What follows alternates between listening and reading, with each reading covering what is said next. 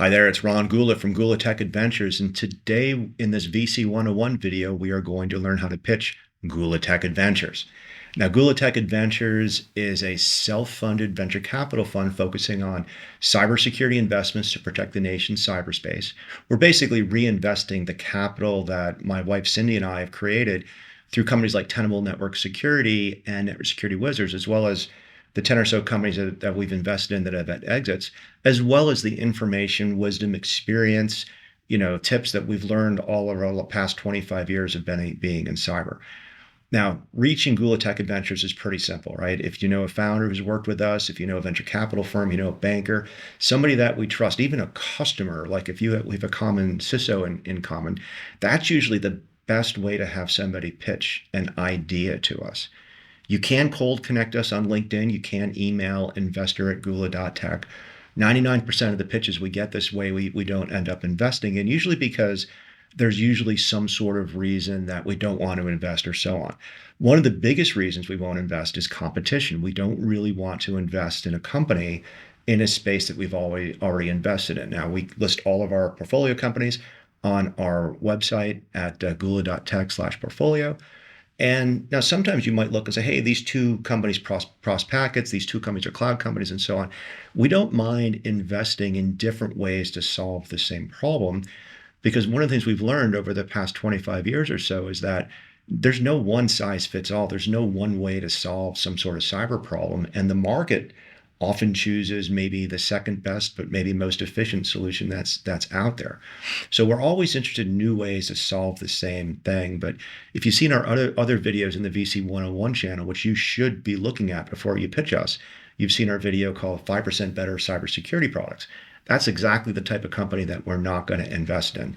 And people are always asking us like, well, hey, if we find 5% more vulnerabilities than Tenable, stop 5% more attacks than Huntress, why wouldn't you want to invest in us? And the reality is that's not good enough, because people are going to catch up and surpass you. You have to be a magnitude better and so on. Now, another thing, if you're watching the VC 101 videos that you highly should look at, highly recommend, is the 5-slide pitch deck. Now, I got it running here real fast, but just briefly, what problem do you solve? How do you solve it? Give me some proof.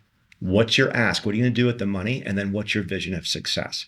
There's a whole video on that. I've done a lot of interviews on that, but you'd be surprised how many people actually go through the effort of saying, hey, I've put my deck in your 5-slide pitch deck. And we're like, we didn't see the proof. We didn't see the ask, and we didn't see with the difference between what problem you solve and how you solve it. Those are really, really important distinctions that I go into the video, because it helps us talk about competition, competitive analysis, competitive advantage, and so on. Now, typically, if somebody contacts us as a decent pitch deck, there's no competition, we're going to take a meeting, and then we're going to start the dance. We're going to start going back and forth with the founder, the founders, the team, and so on. And we're going to be looking for any type of red flag that is going to kind of be a warning to us. And the red flags and the warnings, we're going to try to extrapolate. It's almost unfair, but you have to do this as an investor. Any small problem, anything that's going to come out while you're talking to somebody, looking at their deck, listening to their pitch, we're going to want to imagine, what is 3 or 4 years like with this team? Are they going to be listening? Are they taking feedback? So we're not looking for a yes person. We're not looking for somebody who's going to push back on everything we say, but we're looking to have a conversation and engagement, because we're here to learn too. But at the same time, it's pretty easy to talk to, when you talk to as many companies as we do, it's really hard to put what we see into the founder side of things. But how people respond to feedback, is it constructive? Is there follow-up? Basic, 101 business, right? Do people show up to meetings? Do they follow up on the introductions? Do they say thank you? Do they do things like, follow up on delivering paperwork and action items? How fast do they do those kind of things? How good do they communicate? All of those things are sort of test runs for future engagement and possibly deploying more capital to work in these companies. We're also going to be looking for team dynamics. If there's one founder, is that founder going to be open when they're successful to like bringing more people into the company? We're really, always interested in great founders with great tech and great ideas. But if that person thinks they can do it themselves and take the company all the way to $1 billion IPO, they've got another thing company. They'll eventually hold that company back. We've passed on some companies just because there's been a great founder, but it's self-limiting. And in some ways, Dynamics of teams. Is that good? How do they make decisions? Is that team willing to let other people in?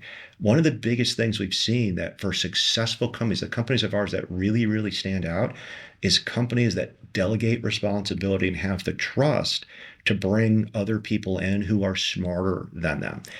Successful people typically don't fear smarter people working for them, and that's something. One of the things that we look for evidence of that. You were always interested in deal valuation. Every deal's different. Every time's different. October 2023, when I'm recording this video, the multiples for companies is down a little bit, but so we're looking for market dynamics. We're looking for reasons that might be there.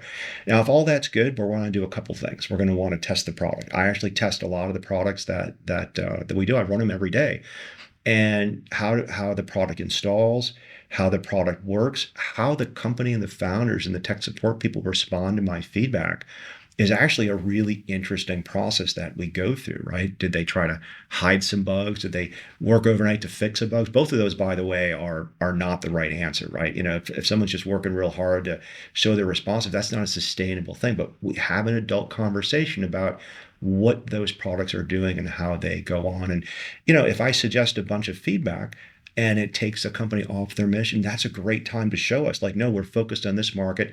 Those features don't make sense. Those are the kind of conversations we want to have when we test the product. Now, the other thing we're going to do after we have a couple conversations, we want to talk to some customers. What do the customers say about this? What do the customers say about the efficacy of this? What are some features and support issues that the customers have had, and what's their experience been with the company? So all of that, everything could be a green flag, a go, go, go. Let's do an investment. And maybe the timing's not right. Maybe we've got 3 investments and we can only do 2. There's a lot of reasons why a fund might not want to do it. We can't invest in every company we meet, even if the ones that diligence really well. And it's really tough on the founder side doing everything right and just going, look, maybe we can take on 1 or 2 new deals a quarter. And you were the 3rd deal that we couldn't get to. And we've had to pass with some really, really good companies in that way. But that's part of how to pitch Gula Tech Adventures. So hopefully you can take some of this information and extrapolate it to pitch in other venture capital funds. But I'm looking forward to hearing about your company. I'm looking forward to getting your pitch decks in the 5-slide format.